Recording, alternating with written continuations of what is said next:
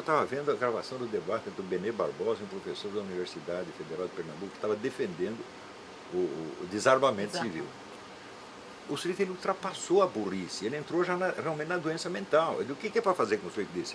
Refutar a ideia dele, ele falou, não, acabar com a carreira dele ali mesmo. Desmoralizá-lo de tal modo que ele não tenha mais coragem de dar aula. Olha, eu tive o prazer de pegar um cara que era o dono das verbas federais de pesquisa e transformar num plantador de alface no Rio Grande do Sul. Desistiu da carreira científica, foi plantar alface, não foi plantar batata, não sei porquê, ele escolheu coisa mais alta. Plantar alface mesmo? Foi plantar virou plantador de alface, acabou a carreira científica. É isso que tem que fazer. Teve líderes esquerdistas dos anos 80, 90, que eu tirei da tomada, eles ficaram 20 anos quietinhos. Né? Nunca mais se ouviu falar deles, porque passaram tanta vergonha, que eles iam se esconder, que é o que tem que fazer mesmo. Professor, isso já está acontecendo no Brasil, claro. Isso é maravilhoso, quando a gente vê um petista, um petralha no restaurante, no avião, na rua, e a gente vai lá, a gente xinga, a gente canta música, a gente põe o dedo na cara, isso dá uma sensação, sabe, é vibrante. Olha, eu lembro uma vez que eu estava tendo um debate com isso. dois senadores petistas, o Henrique Fontana e dois senadores petistas na TV Gaúcha. Eu falei alguma coisa do Olívio Dutra, ele disse, mas o senhor está desrespeitando o nosso governador? Eu falei, não, não é isso, é que eu não o respeito mesmo. Desde o princípio. Então nós temos que mostrar, não respeitamos você, não gostamos de você, não prezamos você e não queremos ver a sua cara pela nossa frente. Como faz nos restaurantes, nos estádios, o pessoal gritando, Dilma vai tomar no cu. Isso nunca aconteceu na história humana. Exatamente. Vaiar é uma coisa, mandar tomar no cu é outra, completamente diferente. Da reiteradamente, total, reiteradamente. E tem que continuar fazendo mesmo. É que eu acho que as pessoas não têm esse tipo de reação, porque às vezes elas não ligam as pontas. Eu lembro que eu fui assim mais motivado a me engajar mais, a estudar, quando eu fui assaltado à mão armada. Né? E ali caiu uma ficha. Pô, esses caras aí são responsáveis por isso. Porque eles estão defendendo esses bandidos. Eles estão fazendo leis ou fazendo situações que vão facilitar a ocorrência desses crimes. Então, de uma certa forma, eu podia ter sido morto por causa desses sujeitos. Isso começou e o brasileiro na década não de 60, fecha essa... Na década de 60, quando essa turma da esquerda, os intelectuais da esquerda, todos leram Herbert Marcuse e descobriram que a verdadeira classe revolucionária não eram os proletários, eram os bandidos. A partir daí começou uma puxação de saco de bandido, uma proteção oficial de bandido, que resulta agora em 70 mil homicídios por ano. Quem é o culpado disso? Vocês todos. Vocês todos que fizeram Estatuto da Criança e do Adolescente, fizeram agora essa nova lei que fizeram no Rio de Janeiro, que é proibido prender um menor, exceto se for em flagrante. Quer dizer, por que é isso? Para dificultar a ação da polícia e facilitar os bandidos. Nós estamos careca de saber que no Rio de Janeiro está cheio de menor de idade armado de fuzis AR-15, AK-47. Cruéis, sim, são psicopatas. Cruéis, não é dizer que, coitadinho não teve chance, tem coitadinho não teve chance, não. Eles têm prazer mesmo, né? Se tivesse chance, ele estaria no mensalão. Como não teve, ele está no narcotráfico. É isso mesmo. E o próprio Sérgio Moro colocou muito bem esse tema, e foi repreendido, né, pelo Lewandowski. No Brasil a gente tem que acabar com essa situação jurídica de um bom advogado consegue levar um processo ad eterno e o sujeito nunca é punido. Então a certeza da impunidade... E quem é esse Lewandowski, Propinovski, da Sermão de Moraes? O que é isso? Vizinho do Lula, né? Lá em São Bernardo, né? O Santo André, não sei, acho que Santo André. Foi São Bernardo. São Bernardo, foi vizinho do Lula, é presidente do Supremo, é difícil, olha, é uma luta... Olha, depois que apareceu aquela gravação do Luiz Eduardo Greenhalgh confessando que eles estavam maquiando testemunhas, no caso do Celso Daniel, e não aconteceu nada. Tá bom, então significa o seguinte, o sistema está podre, não podemos confiar em nenhuma autoridade. Nós vamos ter que instituir um novo sistema político, um novo sistema judiciário, temos que limpar toda a parte de cima. E embaixo está limpo, o povo está limpo, o povo não está roubando, não está matando todo mundo. Ao contrário, está trabalhando todo dia, produzindo, pagando imposto, correndo risco. Esse é que tem autoridade. Se eu vou repetir, isso está na Constituição. A vontade popular expressa diretamente é o poder soberano. Professor, dizer que o povo brasileiro é ruim, que isso, que aquilo, isso é uma grande mentira. A gente já viu que o povo brasileiro é um povo bom. É um povo que sempre tem um problema, que eu acho, que é a questão de não ter tempo de se envolver nas questões políticas. Mas isso está mudando. Mas tem que ter tempo. Isso não é culpa do povo. Isso está mudando e vai mudar cada vez mais. A gente falou isso no outro hangout, que as pessoas têm que começar a funcionar, ocupar espaços. Então, assim, é sendo síndico de bloco, de condomínio, participando da OAB. A gente vai ter que ocupar esses espaços. Chega, a gente não pode, infelizmente, a gente não pode mais só tocar a nossa vida. Tem que tirar os comunistas e ladrões de todos os espaços que ele ocupar. Tem de time de futebol, igreja, escola, sindicato, associação de bairro, síndico de prédio, tem que tirar todo mundo. Exatamente, é a questão de ocupar espaço mesmo. Eu estou completamente convencida que esse é o único meio, a única forma da gente fazer. Se a gente for parar para pensar, a gente tem uma população brasileira escrava de um grupo que se organizou para roubá-lo e para matá-lo. E a gente se acomodou, a gente simplesmente aprendeu a viver a vida da gente sem se envolver com política, só que esse tempo acabou. Mas a gente deu espaço para esse tipo de grupo. Então, já foi provado que, infelizmente, viver dessa forma não funciona. A gente não pode viver dessa maneira. Para mudar o Brasil, a gente vai ter que se incomodar. A gente vai ter que se ocupar e ocupar espaço, né? Largar a vidinha da gente, que tudo bem, pode ser muito corrida, é difícil, mas a gente vai ter que se dedicar a outras coisas também. Não tem mais outro jeito, não. A gente tem que se mexer. E cada vez sair para a rua tem que ir com esse espírito. Nós somos o poder soberano, vocês não são. Né?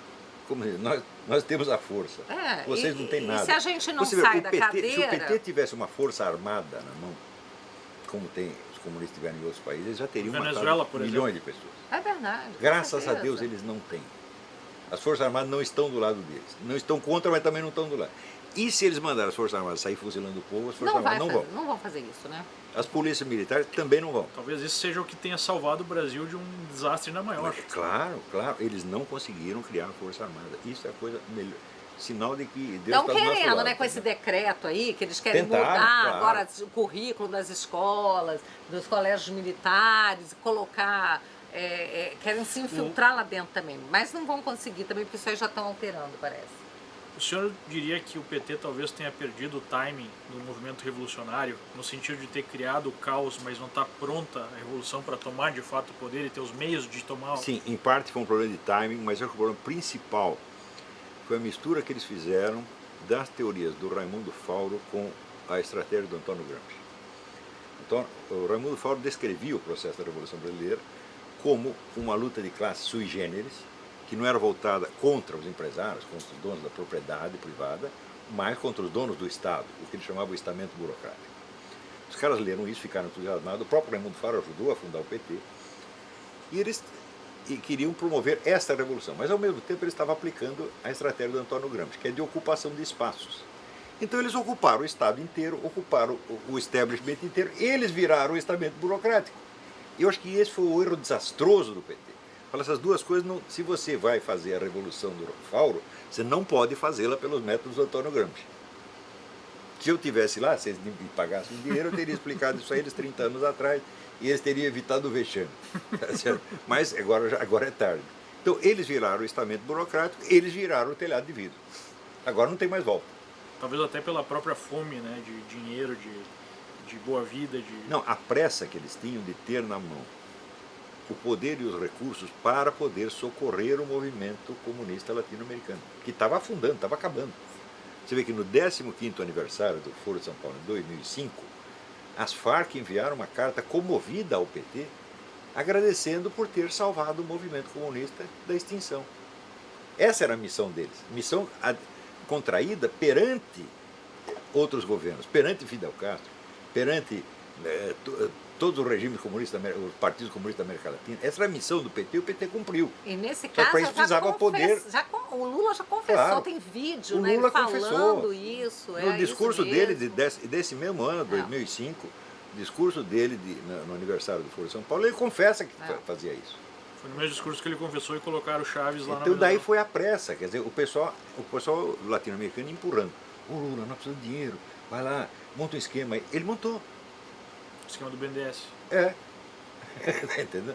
E mais, o mensalão, o petrolão, tudo foi para isto, foi para socorrer a comunistada na miséria. Isso foi a grande missão histórica do Lula, e ele a cumpriu. Os comunistas não podem ser ingratos com ele, ele encheu eles de dinheiro, meu Deus do céu. Né? Agora, encher o dinheiro, para encher dinheiro tem que fazer aliança com banqueiros, mega empresários, etc, etc. Então o próprio beneficiado, que recebeu o dinheiro, pode depois cuspir no Lula, dizendo o Lula passou para o lado capitalista. Você vê que beleza? Você recebe dinheiro e você não é obrigado nem a ter grato. Então o problema não seria o projeto. O problema é que ele desvirtuou o projeto, quando na verdade o projeto era sacanagem. O projeto era sacanagem desde o início, claro que era. E sempre será. E sempre será. Agora, esse imenso erro estratégico, que eu chamo o monstro do faurogramscismo, só podia dar no que deu. E tinha que ser no Brasil, né? Quer dizer, foi uma lição de inépcia, assim, como nunca houve no mundo. Nunca houve comunista mais imbecis do que os brasileiros. A gente já sabe, pelo livro do Oswaldo Peralva, a gente já sabe. Os comunistas na Rússia não levavam a sério os comunistas brasileiros de jeito nenhum, achavam tudo um bando de palhaço. Né? Então, e são mesmo. E diz que no Brasil o pior de tudo não é a corrupção, a incompetência causa muito mais dano, muito mais estrago do que a corrupção, né? Então... Agora, fazendo uma brincadeira aqui, eu sei que a Beatriz aqui tá... Não, vamos parar esse episódio e fazer outro, mas acho que o ritmo tá bom, a gente tem que aproveitar o máximo aqui, né, que a gente tá professor, sempre com o objetivo de mostrar isso para as pessoas, para educá-las, né? O senhor, há 20 anos atrás, vislumbrou tudo o que aconteceu no país, né, com uma precisão incrível.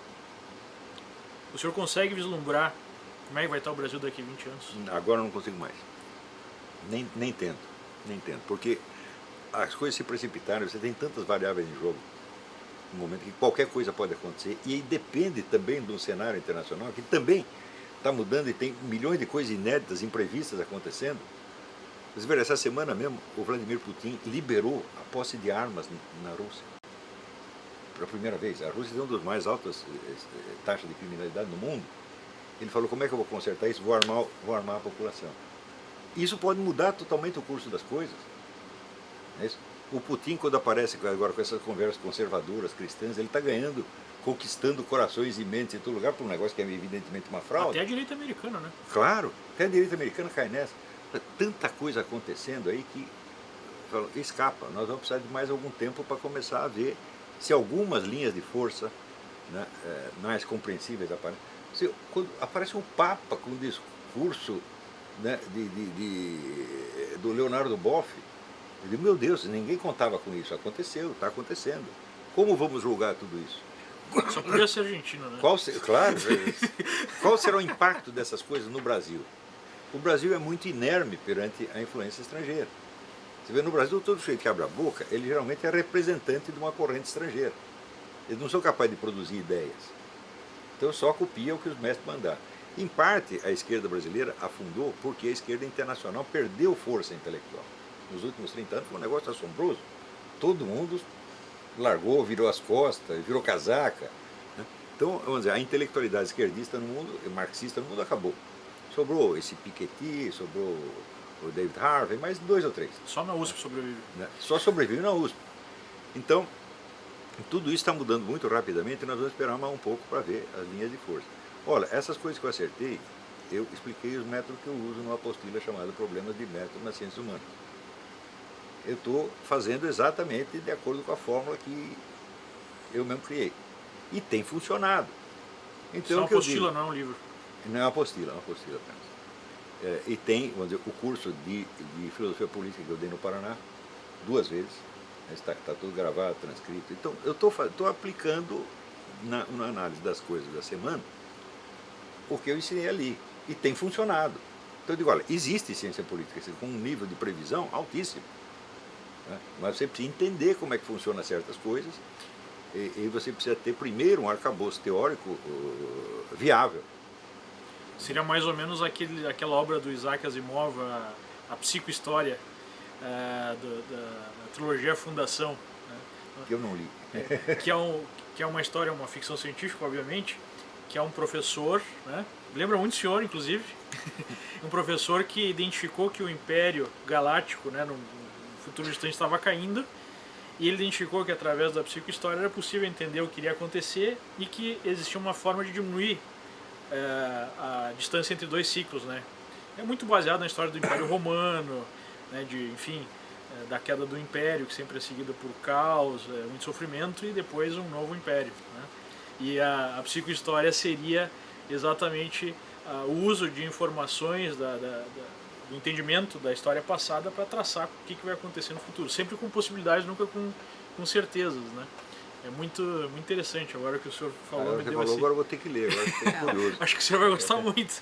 Bom, eu não gosto muito de ficção científica, mas nós vamos seguindo aí nessa incerteza, né? Mas vamos caminhando. A gente vai ter que interromper aqui nesse momento esse papo, a gente vai poder gravar outros, né? Quando quiserem. Nós estamos aqui para isso, né? Nós viemos para cá, pretendemos gravar, mas agora a gente vai fazer um intervalinho, porque senão daqui a pouco nem o vídeo fica muito longo, tá? Mas daqui a pouco a gente volta para mais um Papo que Bate, tá bom? Obrigada.